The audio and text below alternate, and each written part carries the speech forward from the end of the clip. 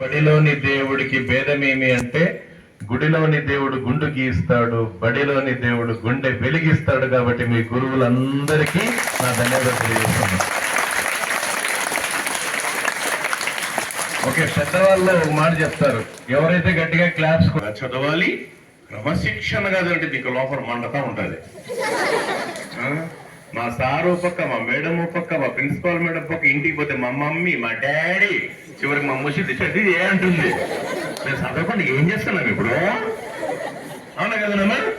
So రకరకాలైనటువంటి మెస్మరింగ్స్ ఉంటాయి. చేస్తాను ఇప్పుడు పని చేద్దాం, మనం చదవాల్సిందే. లేదు తప్ప దేనికి వచ్చాము ఇక్కడికి మనము? సరే చిన్న కాన్సెప్ట్ చెప్తా, సిట్ స్ట్రైక్. మళ్ళీ ముసలి అయిపోయారు కదరా మేము. అందుకు ఇప్పుడు చిన్న ఎగ్జాంపుల్ చెప్తాను. 9th 10th inter first year second year, 9th 10th inter first year second year, ఈ 4 ఏళ్ళు ఎవరైతే గురువుల మాట విని, అమ్మ నాన్న మాట విని సక్రమంగా చదువుకొని క్రమశిక్షణతో ఉంటారో వాళ్లకు 4 ఏళ్ళు ఈజీగా నోట్లోకి పోతాయి. అంటే అన్నం ముద్ద దొరుకుతుంది. లేకపోతే ఈ 4 దిక్కులు 4 మెతుకుల కోసం ఎదురు చూడాల. ఆలోచించుకోండి, మీ ఇంటికి వెళ్ళాక పడుకునే మీద ఆలోచించండి. 4 ఏళ్ళు 4 వేళ్ళు. మేడం కూర్చోండి మేడం ప్లీజ్. చూడనా, 4 ఏళ్ళు చెప్పండి, 4 వేలు. 4 వేలు అంటే పూరా. ఇప్పుడు మీకు అన్నం పెడతాండేది ఎవరు? వినబల్లా? ఒక డైలాగ్ చెప్తా. అన్నానికి అమ్మకు తేడా ఏమిటి అంటే, అన్నం కడుపులో ఉండి కాపాడుతుంది, అమ్మ కడుపులో పెట్టుకొని కాపాడుతుందిరా.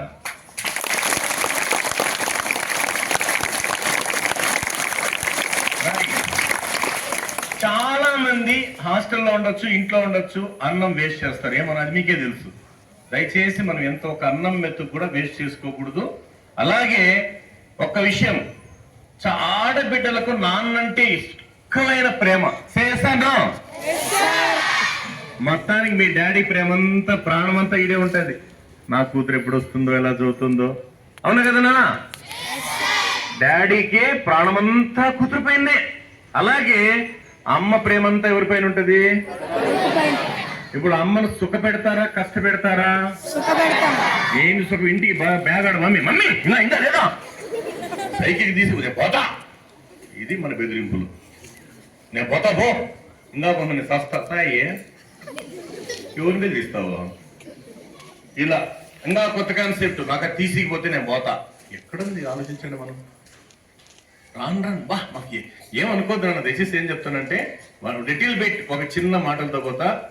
అందుకే చెప్తున్నా బంగారు, నేను ఒక్కొక్క పాయింట్ చెప్తా వస్తాను. ఏ స్కూల్కి వచ్చినా 100 దేవాలయాలు ఈజ్ ఈక్వల్ టు ఒక విద్యాలయం. Bedroom personal, bathroom personal, kitchen room personal, but class room is universal. Class room is universal. Class తీసుకుంటే సింపుల్ గా నవ్విస్తూ పోతా. ఈరోజు ఎందుకో సీరియస్నెస్ వచ్చింది. మన అసలు పాయింట్ లేకొద్దాం. ఏనా? శిలలాంటి బతుకుల్ని శిల్పంగా మార్చేదే విద్య. మనిషిని భగవంతుణ్ణి భాగ్యవంతుణ్ణి చేసేదే విద్య. సృష్టిలో ఇతరులకి ఎంత పంచినా మరింత పెరిగేది విద్య ఒక్కటే అన్నారు. రాజు రాజ్యంలో మాత్రమే పూజింపబడతాడు, విద్యావంతుడు ప్రపంచంలో ఎక్కడన్నా పూజింపబడతాడు రా. అలాంటి విద్యావంతులు ఎవరంటే, ప్రపంచంలోనే ఇక అమ్మ కడుపులో జన్మించి అందనంత స్థాయికి వెళ్ళిన మహానుభావులు ఎందరో ఉన్నారు నాన్న. అది మనసు పెట్టి వినాలి. ఒక హిందీ యూనివర్సల్ ప్రేయర్ ఉంది. ఒక హిందీ యూనివర్సల్ ప్రేయర్ మీరందరూ బాగా చదువుకోవాలని ఆ దేవుడు సాక్షిగా, అల్లా సాక్షిగా, జీసస్ సాక్షిగా మీ అమ్మ నాన్నల్ని గుండెల్లో పెట్టి చూసుకుంటారని ఆత్మవిశ్వాసంతో ఒక హిందీ యూనివర్సల్ ప్రేయర్.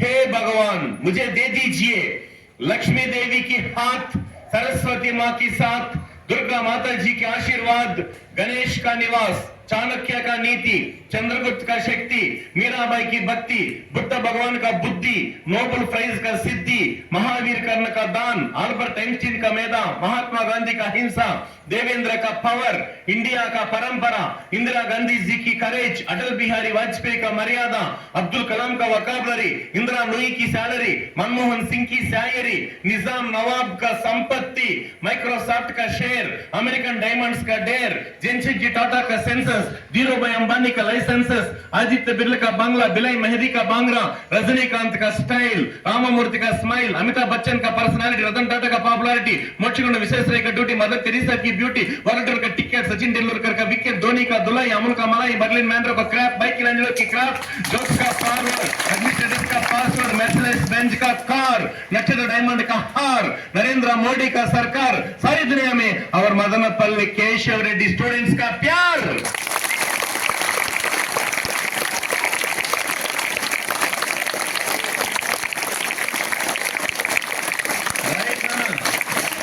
जोश వచ్చిందా? Are you ready? Okay right. అందరూ మంచి కంటెంట్ చెప్పండి. అదృష్టం కష్ట జీవుల సొంతం చెప్పండి. వినబల్లా? అంతే కదన్నా. అదృష్టం కష్ట జీవుల సొంతం. కొంతమంది అంటారు జీవితం నుదిటి రాత అంటాడు ఓ దేశాధినేత, జీవితం చేతి గీత అంటాడు ఓ దేవదూత. ఇది నిజమే అనుకుంటాడు మన శ్రోత. గీత వాతల పూత, పిరికివాడి నోటికి మూత, బిడ్డను పెంచే ఓ మాత, ఉడుకు రక్తం ఉప్పొంగే ఓ యువత. నీ జీవితం లేదా నీ చేత ఉంటే గీత వాతలకు పెట్టాలి వాత. కావాలి మన కేశవరెడ్డి విద్యార్థుల జీవిత విజేత.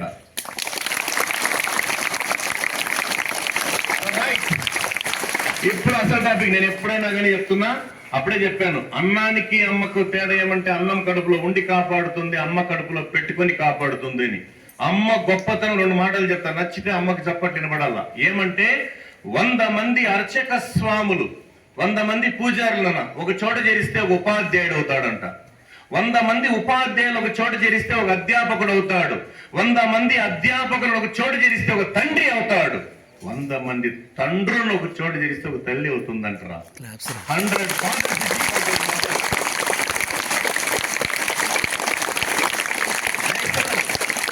సమస్త భూమండలాన్ని పేపర్గా చేసి సముద్రంలో ఉన్న నీటినంత ఇంకుగా మార్చిన అమ్మ రుణం తీర్చుకోలేమంటారు. అమ్మ రుణం తీర్చుకోవాలంటే అమ్మకు అమ్మాయి పుట్టాలి అన్నారు. అదే నాన్న విషయానికి వస్తే పూజిస్తే దైవం, ప్రేమిస్తే తల్లి, గౌరవిస్తే గురువు, అభిమానిస్తే స్నేహితుడు, అన్నీ కలిపితేనే నాన్న.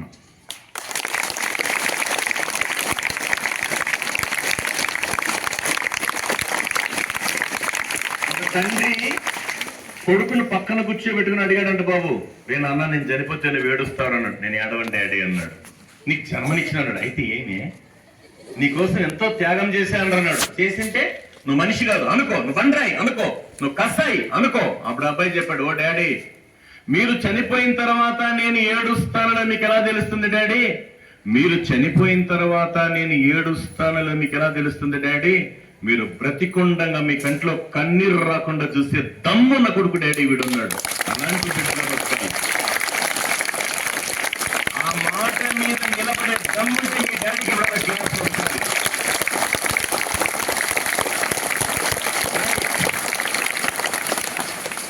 సానియాను తయారు చేయాలన్నా, సోనియాను తయారు చేయాలన్నా, ఒసామాను తయారు చేయాలన్నా, ఒబామాను తయారు చేయాలన్నా, బిల్ కలెక్టర్ను తయారు చేయాలన్నా, బిల్ క్లింటన్ ను తయారు చేయాలన్నా, జ్ఞానదాహాన్ని తీర్చే రక్షిత మంచినీటి చెరువు మన గురువు. గురువులందరికీ ఒక్కసారి పాదాభివందనం చేస్తూ గట్టిగా చప్పట్లు కొట్టాలని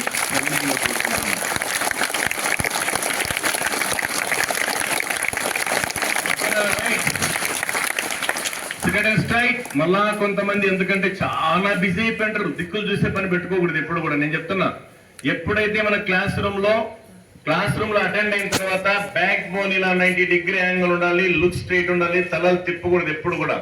మనం ఎప్పుడైతే తలలు తిప్పేది నేర్చుకుంటామో ఎవరు కూడా కానీ అది లైఫ్ లాంగ్ అలాగే అలవాటు అయిపోతుంది. ఒక 10-15 నిమిషాలు మనల్ని మనం కంట్రోల్ చేసుకోవాలా. చూడండి 90% బాగా చూస్తున్నారు, వెనకాల ఒకరిద్దరు తలలు తిప్పుతున్నారు. అది తిప్పకూడదు, అలవాటు కాకూడదు. ఎందుకంటే క్లాస్ రూమ్ లో మళ్ళా చెప్తున్నా 2.5 కిలోల ముద్దగా, 2.5 కిలోల మాంసం ముద్దగా తల్లి గర్భం నుంచి బయటపడిన మనకు వెలుగుని విలువని పంచేది మన గురువులే. కాబట్టి చాలా మంది ఈ మధ్య కాలంలో నిర్లక్ష్యం చేస్తున్నారు. చిన్నగా ఏమన్నా అంటే వెంటనే తల్లిదండ్రులు చెప్తాను, చాలా పెద్ద తప్పు అవుతుంది అది. ఏ రోజైతే మీరు గతం పూర్వం తీసుకోండి, దయచేసి ఏమనుకోవద్దండి. మేము చదువుకునే రోజుల్లో ఫర్ డే 5 games 10 games నడిచేవాళ్ళం. మీకు ఆ పరిస్థితి లేదు ఇప్పుడు. మనం ఎప్పుడైతే సుఖానికి అలవాటు పడతామో కష్టాన్ని మర్చిపోతాం. కష్టపడి ఎవరైతే ఉంటారో, కష్టపడేవాడైతే కూడా హీరో అవుతాడు అన్న. దానికి చాలా పెద్ద ఎగ్జాంపుల్స్ ఉన్నాయి. ఇప్పుడు లిటిల్ బిట్ మనం ఏం చేస్తామంటే 30 నిమిషాలలో మన దగ్గర ఉన్న బలహీనతని మనం ఎలా బలంగా మార్చుకోవచ్చు చెప్తా. ఇఫ్ యూ డోంట్ మైండ్, ఈ చిన్న కాన్సెప్ట్ ప్రకారం తీసుకుంటేనన్నా మనందరం ఒక 2 మాటలు చెప్తాను. ఇదే కాన్సెప్ట్ లో ఒక చిన్న ఎగ్జాంపుల్ చెప్తాను.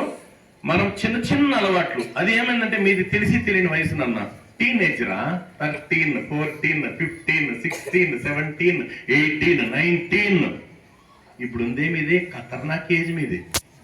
ఎవరన్నా ఏం చెప్తారు, అది తెలీదా మమ్మీ? సార్ ఏమట్లా చూస్తారు మేడం? ఇదే మన కొంపలు ముంచేదాడు. ఎవరి కోసం చెప్పేది? చిన్న ఎగ్జాంపుల్ చెప్తా. పక్కన ఈ మధ్యకాలంలో ఏమైందంటే, ఐఎమ్ వెరీ సారీ, నేను పలానా స్కూల్ పేరెంట్స్ చెప్పను నేను. ఒక 9th క్లాస్లో ఒక గుడ్డి ప్రేమ స్టార్ట్ అయింది మదనపల్లిలో. గుడ్డి ప్రేమ, దొంగ ప్రేమ, అది ఏమనుకోదు, డూప్లికేట్ ప్రేమ అది. వాడు ఏం చేసినాడంటే, ఒక ట్రాక్టర్ డ్రైవర్ అమ్మాయిని అప్పుడు ఆటో నడుపుతాడు, ఫ్రీగా ఆటో తీసుకెళ్ళాడంట. ఆయన చాక్లెట్ ఐస్ క్రీమ్ కొనిచ్చాడంట, పొగిడినాడంట, ఆయన ప్రేమలో పడిందంట. మనకు పొగడతారు కదా మన కొంపలు ముంచేది. స్టేషన్కి వచ్చారు, 10th క్లాస్కి వచ్చింది. అమ్మగారు ఏమంటే పుస్తకాలు తీసుకొని వెళ్ళిపోయింది. పుస్తకాలు తీసుకుపోయి పుస్తకాలతో ఇంటికి వచ్చింది. వానికి ఆల్రెడీ పెళ్ళి 2 బిడ్డలు. ఏం చేయాలా? సరే రైట్, చిన్న స్టోరీలు చెప్తా, మోరల్ స్టోరీస్ 5 నిమిషాలు అర్థం చేసుకుందాం. మన లైఫ్లో మనకు తెలియకుండానే ఒక చిన్న పొరపాటు జరిగితే మన జీవితం ఎలా వేస్ట్ అవుతుందో కథ చెప్తా. ఒక రాజ్యంలో ఒక రాజు ఉన్నాడు. ఒక రాజ్యంలో, కథలు ఎవరు చెప్పేవాళ్ళు లేరు, నేను చెప్తా. అతను ఒక మాట చెప్పాడు, రాజా అతని దగ్గర తెలివైన మంత్రి ఉన్నాడు. తెలివైన మంత్రి రాజా పొరుగు రాజ్యం నుంచి ఒక గుర్రాల వ్యాపారి వస్తాడు. మీరు అన్ని గుర్రాలు కొనండి, కానీ ఒక నల్ల గుర్రం తెస్తాడు అతను. అది చూసేదానికి అట్రాక్షన్ గా ఉంటుంది, పవర్ఫుల్ గుర్రం అని చెప్తాడు. కానీ ఆ గుర్రాన్ని మీరు కొనొద్దు. ఒకవేళ మీరు కొన్నారనుకో, కట్టేసి మేత అయ్యండి, దాని మీద స్వారీ చేయొద్దు. ఒకవేళ స్వారీ చేశారే అనుకో, తూర్పు పడమర ఉత్తరం పో, దక్షిణం వైపు మాత్రం పోవద్దు. ఒకవేళ పోయారనుకో, ఆడ అందమైన అమ్మాయిలు ఉంటారు, చూడొద్దు. ఒకవేళ చూసావి అనుకో, లవ్ లో మాత్రం పడద్దు. ఒకవేళ పడినావి అనుకో, పెళ్లి మాత్రం చేసుకోవద్దు. ఒకవేళ చేసుకున్నావి అనుకో, పిల్ల మాట వినొద్దు. ఇదంతా అయ్యే పనిరా, వాడు అయ్యేదంటారు అప్పుడే. సరే రైట్. మరుసటి రోజు రాజు గుర్రాల వ్యాపారం వచ్చాడు. అన్ని గుర్రాలు కొన్నాడు రాజు. కానీ రాజు చూపన్న దేని మీద ఉంది? Very good.